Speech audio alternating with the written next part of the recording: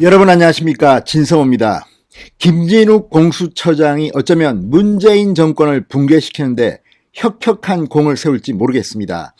자, 방금 전 대한변호사협회가 긴급 입장문을 냈습니다. 변호사들이 이렇게 집단 행동을 한 것은 바로 공수처가 이른바 고발사주 의혹을 받고 있는 손준성 검사에 대해서 체포영장이 기각되자 구속영장을 치고 지금 구속영장 실질심사가 진행되고 있는 데 대한 항의의 뜻으로 보입니다. 자, 문재인 정부가 들어서서 이 조국 전 장관, 추미애 전 장관, 박범계까지 이 문재인 정권의 법무부 장관들은 입만 열면 피의자의 인권 운운했습니다. 그래서 포토라인에 서는 것도 못하겠습니다. 조국 때부터 그랬습니다. 참으로 뻔뻔스러운 자들입니다.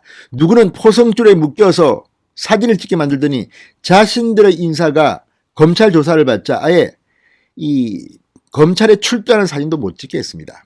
그리고 늘 피의자의 인권, 그래서 피의 사실도 공표 못하겠습니다. 그런데 손준성 검사, 자, 윤석열을 잡기 위해서인지 이 손준성 검사에 대해서는 정말 표리부동한 짓을 하고 있습니다. 피의자의 인권, 관심 없습니다. 국민의힘 대통령 후보 이 최종 경선 결과가 나오기 전에 빨리 윤석열 망신을 줘서 떨어뜨리고자 공수처가 앞장선 게 아닌가 하는 비판을 받고 있습니다. 대통령 선거에 개입하려는 것입니까? 자, 이런 가운데 대한변호사협회, 대한변협이 입장문을 내밀어서 지금 공수처는 대위기를 맞았습니다. 자, 지난 정권 이렇지는 않았습니다.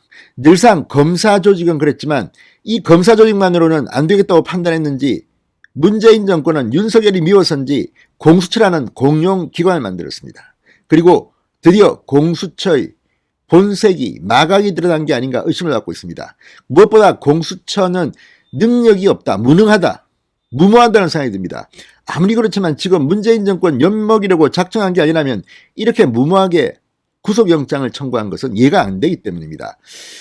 자, 지금 이 영장 전담 판사가 정권을 시킨 대로 한다고 보십니까? 만약 이런데도 불구하고 구속영장을 친다면 정말 기가 막힌 일입니다. 아마 곧 손준성 검사의 구속영장은 기각될 것이 확실해 보입니다. 그런 가운데 대한변협의 이 집단행동은 문재인 정권이 붕괴되는데 기폭제가 될 수도 있다는 생각이 듭니다.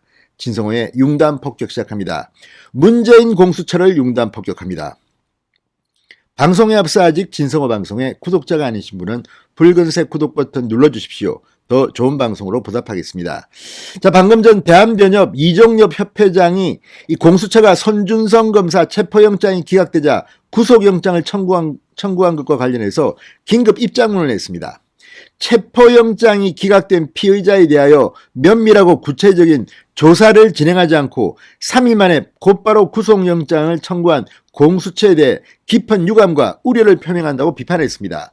변협은 이날 논평을 통해서 형사 피의자는 헌법과 형사소송법에 의해 보장된 방어권을 적절히 행사할 수 있어야 한다. 심지어 공수처 사건 사무규칙 제8조는 수사처 검사 및 수사관은 원칙적으로 임의수사 방법을 사용하고 강제수사는 필요한 경우 최소한의 범위 내에서 사용해야 하며 강제수사가 필요한 경우에도 대상자의 권익 침해의 정도가 보다 낮은 수사의 방법과 절차를 사용해야 한다고 규정하고 있다. 이렇게 강조했습니다. 그러니까 이 공수처 검사 수사관, 특히 김진욱 공수장은 자기들이 만든 이 사건 사무규칙도 제대로 읽어보지 않고 자기들 멋대로 지금 행동하고 있는 게 아닌가. 어쩌면 문재인 대통령 망신을 주려고 작심한 게 아닌가 하는 생각까지 드는 대목입니다. 대한변협은 그럼에도 최고 수사기관 중 하나인 공수처가 오히려 규칙과 규율을 무시하고 피의자가 수사에 협조적이지 않다는 이유로 피의자의 방어권 보장을 위한 적절한 기회와 시간을 보장하지 않고 이례적으로 인신을 구속하려는 영장을 거듭 청구하는 등 국민기본권을 침해하는 행위를 하여 우려스럽다.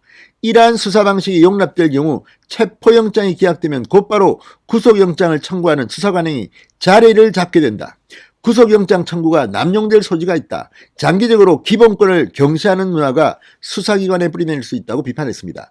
실제로 문재인 정권의 법무부 장관들 이 구속수사 이거 그렇게 바람직하지 않다는 취지로 계속 말해왔습니다. 특히 조국 전 장관 본인이 피해자 신세가 되니까 이런 점을 강조한 거 아닙니까? 그런데 지금 하고 있는 짓은 뭡니까? 그러니까 문재인 정권의 밑보인 사람은 무조건 잡아넣어, 저거 세왕 채워, 이런 겁니까? 정말 기가 막힙니다. 이것 때문에 문재인 공수처는 이제 끝난 것 같다는 생각이 듭니다. 자, 기본권 제한은 내용과 절차에 있어 불가피한 경우에만 엄중하게 이루어져야 한다. 공수처가 수사 절차에 미비한 점은 없었는지 다시 한번 되돌아보고 기본권을 침해하는 수사 관행이 자리 잡지 않도록 신중하게 판단하기 바란다고 당부했습니다. 자, 어쨌든 지금 손준성 검사는 구속영장 청구의 부당성을 충분히 설명했다면서 이 심사를 마치고 나왔습니다.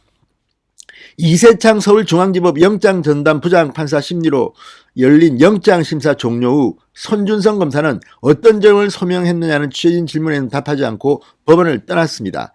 자, 일단 오늘 밤 이 구속영장 청구에 대해서 이 기각 여부가 결정될 것으로 보입니다. 자, 누가 봐도 이거는 기가 막힙니다. 오늘 오전 10시 반쯤 시작된 영장심사는 점심 식사를 건너뛰고 약 2시간 30분 동안 진행됐고 오후 1시쯤 끝났습니다. 공수처에서는 여운국 이 차장 등이 참석해 프레젠테이션으로 자료를 제시하며 구속 필요성을 주장한 것으로 전해졌습니다. 근데 문제는 이게 지금 체포영장도 기각됐는데 구속영장을 청구했다? 수사도 하지 않고 조사도 하지 않고 아무튼 공수처가 지금 문재인 대통령 망신 주기로 작정했는지도 모르겠습니다. 진성호의 융단 폭격이었습니다. 여러분 감사합니다.